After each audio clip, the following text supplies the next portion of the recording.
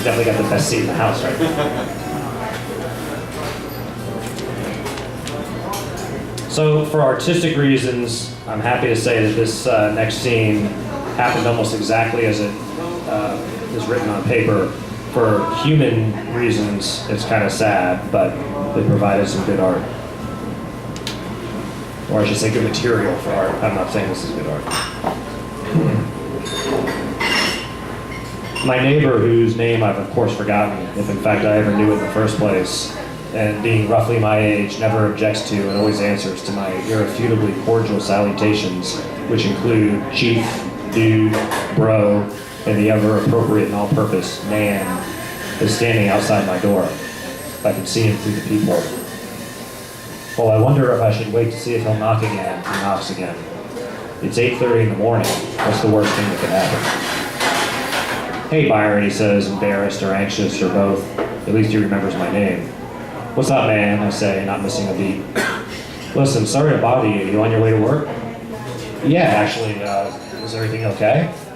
Yeah, listen, do you mind if I come inside for a second? I back up obligingly, resigned to roll with it. What choice is there? After all, I did open the door. He corners me in my kitchen and asks if I know anyone who might be interested in buying a condo. His condo, for instance.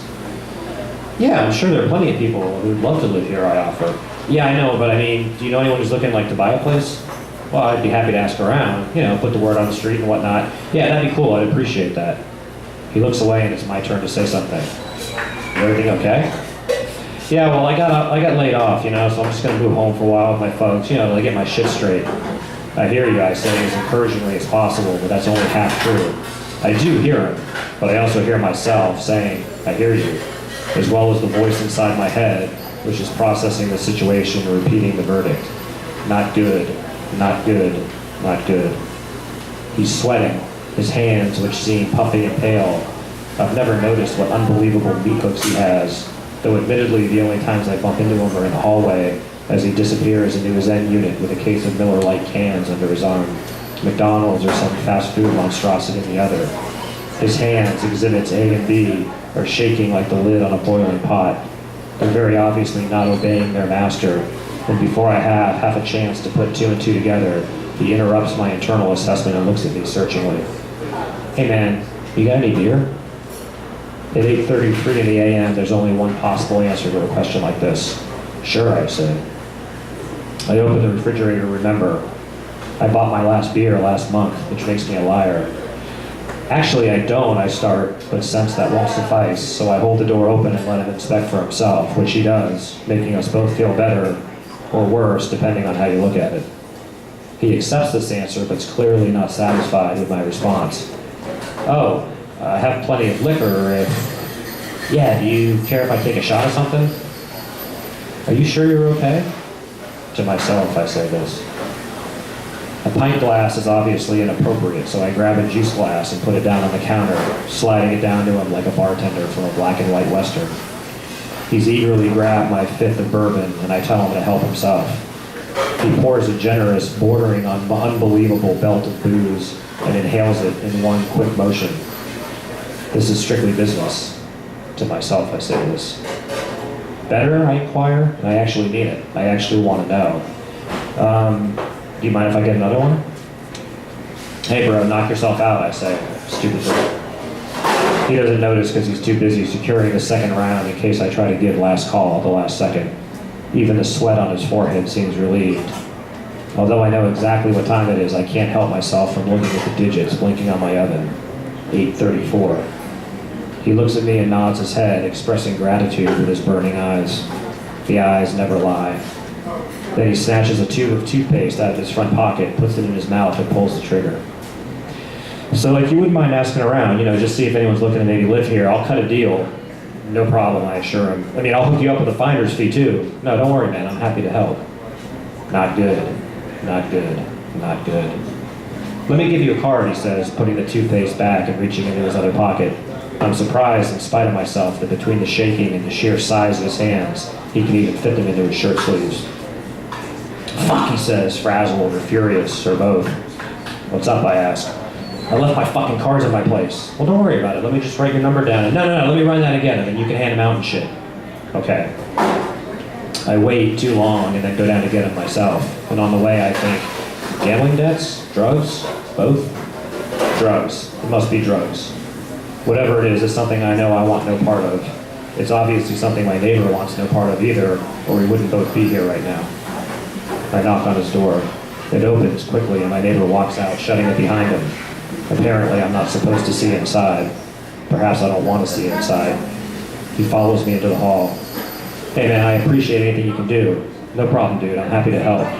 Listen, he leans in close. You mind if I grab another shot? Sure, man. I've already locked my door on the way out, so I let myself back in, tricking my dog into thinking a full day's already passed. The bottle and glass are still on the counter, forming sticky circles of an early morning crime scene. Do you mind if I pour a stiff one? Help yourself, Chief. You want to take that bottle with you? To myself, I say this. He pours a shot that would give Liberty Valance pause, polishes it off, and then pulls out the toothpaste from his holster. I ask no questions, and he tells no tales. I tell my dog to hold down the fort again, and my dog looks confused or disappointed, or both. I lock the door again and escort my soon-to-be ex-neighbor out. Hey, thanks again, Byron. Okay, man, take care of yourself. And give me a call if you hear anything. Will do. And both of us seem to understand as we go our separate ways that we'll never see each other again, and reach somewhat deflated, probably for opposite reasons. On the way to work, I have a memory that's more like a dream. Newark Airport, that shithole. A place has to be exceptionally beautiful or exceptionally appalling or incomprehensibly pointless in order to be easily remembered years after a brief visit. When I was a kid, I couldn't have been much more than 8. My father and I had a layover at Newark Airport. Even then, I was perceptive enough to understand this was no place I ever needed to return voluntarily. An unassuming older man, at any rate, he was noticeably older than my old man, which made him old, sat in one of those impossibly plain plastic chairs with his pants legs rolled up. It wasn't until we got closer that I realized 2 things. He was alone, and he was scratching at a series of scabs on his shin. For some reason, he looked our way at the moment we passed him, and after sizing us up, he stood and amiably approached my father. Sir, did you need someone to help you and your son carry your bags? No, thanks, we're okay, my pops replied, looking ahead and picking up the pace. The man was persistent. In the space of 15 seconds, my father denied him 3 times, and my emotions slid from appreciation of possibly having someone carry my suitcase to the vague, uneasy sense that my father was being somehow rude, a jerk, to the unsettling awareness of recognition. I said something I'd seen plenty of, but never before in any person older than myself. Fear. I saw it in his eyes, and I felt it on my insides. As we walked away, my old man waited until we were at a charitable distance, then looked at me meaningfully and offered a somber assertion. That's as low as you can go. I asked him to elaborate, as was my style, and he was either unwilling or unable to add anything, as was his style.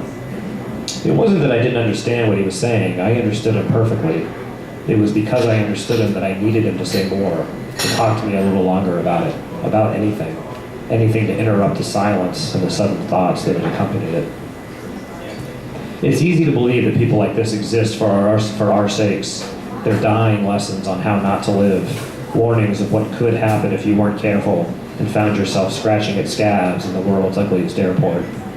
We forget, or we don't allow ourselves to entertain the idea that these people have histories, that these shadows and signposts don't happen to serve a purpose for anyone else. They were once actual people themselves. I realize now my father was wrong about one thing. That's not as low as you can go. You can go lower, a whole lot lower. But perhaps it's more disturbing to see the ones that are on the way down. It's somehow easier to accept the ones at the bottom of the ocean.